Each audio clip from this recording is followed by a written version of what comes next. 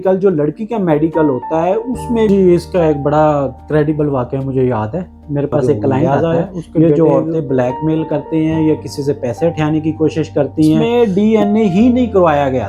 जना के में कुछ कंडीशन में पहले सुलह हो जाती थी वकील, लेकिन अब सुलह दूसरा वकील तो सरकारी वकील होता है। डिफेंस काउंसिल इसमें 2 से ज्यादा एडजमेंट लेता है। रूल नंबर 24.5 के तहत 60 साल तक महफूज रखा जाता है FIR का रेकॉर्ड। जब आप गवर्नमेंट सेक्टर में अप्लाई कर सकते हैं तो प्राइवेट में तो इजीली। बड़ा कमाल क्वेश्चन किया है, इसके बारे में ना लोगों को काफी कंफ्यूजन है। जबकि 377B में उसको 14 साल सजा होती है। तो जब मैं वो फाइल पढ़ता हूँ ना तो बच्चा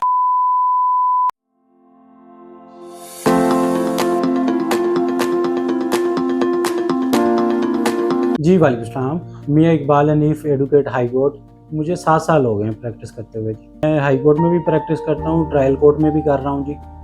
इसमें ना FIR का रिकॉर्ड उस वक्त खत्म होता है, अभी ऑफेंस होता है ना, डिसाइड हो जाता है। अगर आप एक्विटल हो गए हैं तो उसके बाद ऐसा होगा कि एक्विटल के बाद आप COR ऑफिस जाते हैं, COR ऑफिस में ट्रू कॉपी जमा करवाते हैं। ट्रू कॉपी के बाद वो जो आपका स्टेटस आ रहा होता है ना, जिसमें मुल्ज़म लिखा होता है बरी, उस पर वो एक रेड लाइन लगा देते हैं। तो वो एक्विटल पे रेड लाइन जब लग जाती है ना, तो इसका मतलब है आपका क्रिमिनल रिकॉर्ड खत्म हो गया है, वो स्टेटस एक्विटल का आ जाता है जी। बिल्कुल, वो गवर्नमेंट जॉब में अप्लाई कर सकते हैं, गवर्नमेंट सेक्टर में अप्लाई कर सकते हैं, तो प्राइवेट में तो इजीली कर सकते हैं। इसमें ना FIR का जो रिकॉर्ड है ना, पुलिस रूल 1934 के तहत रूल नंबर 24.5 के तहत 60 साल तक महफूज रखा जाता है FIR का रिकॉर्ड।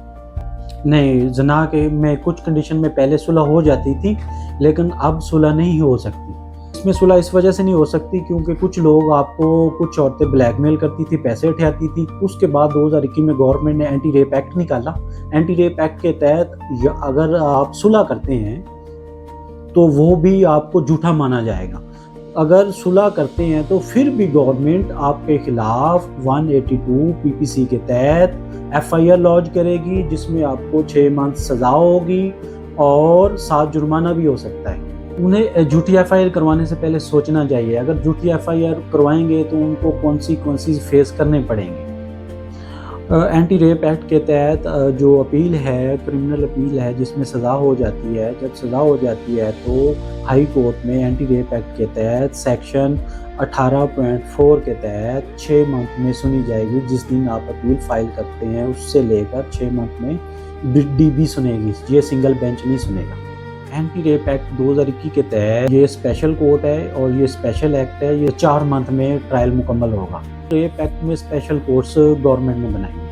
अच्छा, इसमें ना एंटी रेप एक्ट के तहत ये एक स्पेशल एक्ट है जिसके तहत ना, जिसका सेक्शन 16.2 है, उसके तहत अगर 2 से ज़्यादा डिफेंस काउंसिल या दूसरा वकील, क्योंकि दूसरा वकील तो सरकारी वकील होता है, डिफेंस काउंसिल इसमें 2 से ज़्यादा एडजमेंट लेता है तो उसको फ़ाइन होता है, स्पेशल फ़ाइन होता है।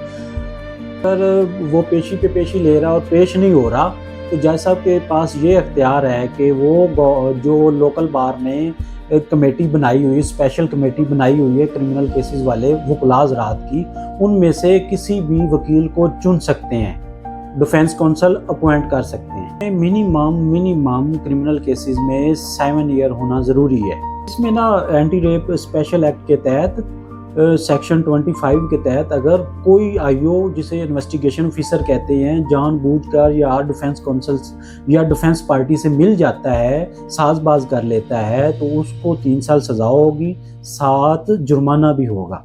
बड़ा कमाल क्वेश्चन किया है, इसके बारे में ना लोगों को काफ़ी कन्फ्यूजन है। जैसे कि हम एंटी रेप एक्ट की बात कर रहे थे ना, अगर आपने FIR लॉन्च करवाई है, वो झूठी FIR लॉन्च हुई है, आपके खिलाफ FIR लॉन्च होगी। अगर FIR नहीं लॉन्च होती तो मेन ये जो कलंदरा होता है ना, ऑफेंसेस 2 किस्म के होते हैं, कॉग्निजेबल ऑफेंस और नॉन कॉग्निजेबल ऑफेंस। अगर कॉग्निजेबल ऑफेंस है तो उसमें कोई ज़्यादा सज़ा नहीं होती, तो इसमें कलंदरे में जाते हैं, ये FIR नहीं होती।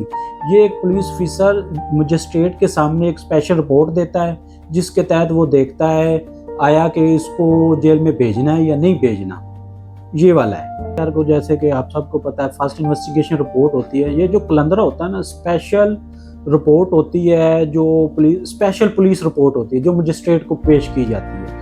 ये कॉग्निजेबल ऑफेंस में पेश की जाती है, मतलब कि छोटा मोटा है, 7 ही गुंजा होगी, थोड़ी बहुत लड़ाई हुई है उसमें आ जाते हैं, उसमें जो कॉग्निजेबल ऑफेंस होते हैं जिसमें पुलिस वाले गिरफ्तार नहीं कर सकते, उसको कलंदरा कहते हैं। और कलंदरा में मेन चीज़ है, इसमें कलंदरा इसको इसलिए कहते हैं कि अगर कोई फॉल्स एक्विजिशन लगाता है तो उसके खिलाफ जो फॉल्स एक्विजिशन पार्टी लगवाती है उसके तहत 182 पीपीसी के तहत एफआईआर लॉन्च होती है या कार्रवाई की जाती है।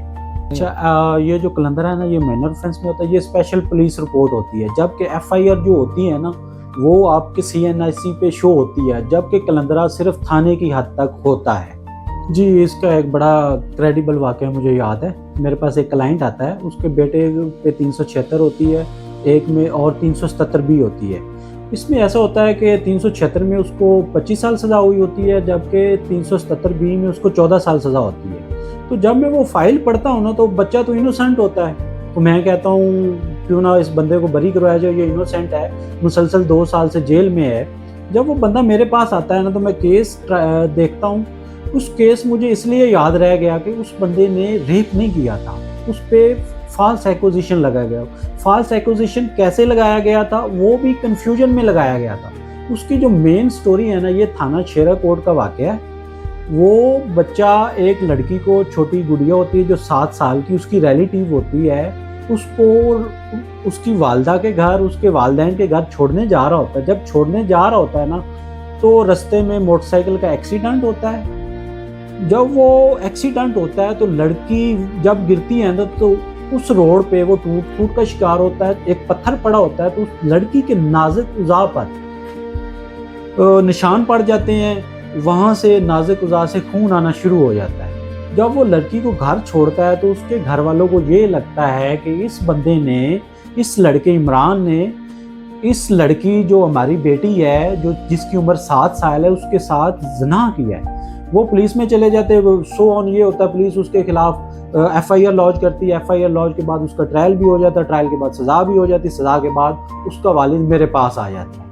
मैं ये सारी पढ़ता हूँ, तो जब मैं मेडिकल पढ़ता हूँ ना, तो मेडिकल में डॉक्टर ने लिखा होता है कि जो इमरान है, जो अक्यूज़ है, इसने परफॉर्म भी नहीं किया। और दूसरी मेन चीज़ ये है कि मेडिकल, जो लड़की का मेडिकल होता है, उसमें भी ऐसी कोई रिपोर्ट नहीं होती, ऐसा कोई डॉक्टर अपनी ओपिनियन नहीं देता कि इस लड़की के साथ ऑफेंस हुआ है। जब ये मैं चीज़ें पढ़ता हूँ तो मैं अपनी तैयारी करता हूँ, अपनी तैयारी करके जज साहब के साथ डीबी में पेश हो जाता हूँ और उस बंदे को मैं बरी करवा देता हूँ। ये मुझे अभी तक केस याद है, क्योंकि वो बंदा इनोसेंट था। इसमें ना बड़ी मेन चीज़, आपने बड़ा कमाल का क्वेश्चन किया है।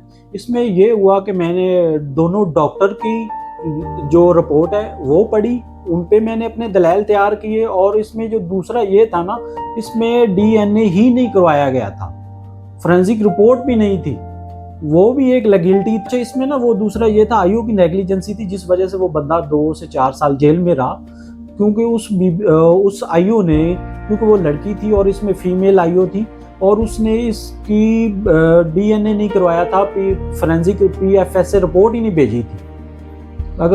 अगर वो भेज देती तो ये बंदा इतने दिनों ना रहता, क्योंकि ये पीएफएससी की रिपोर्ट ज़्यादा से ज़्यादा 3 से 2 मंथ में आ जाती है।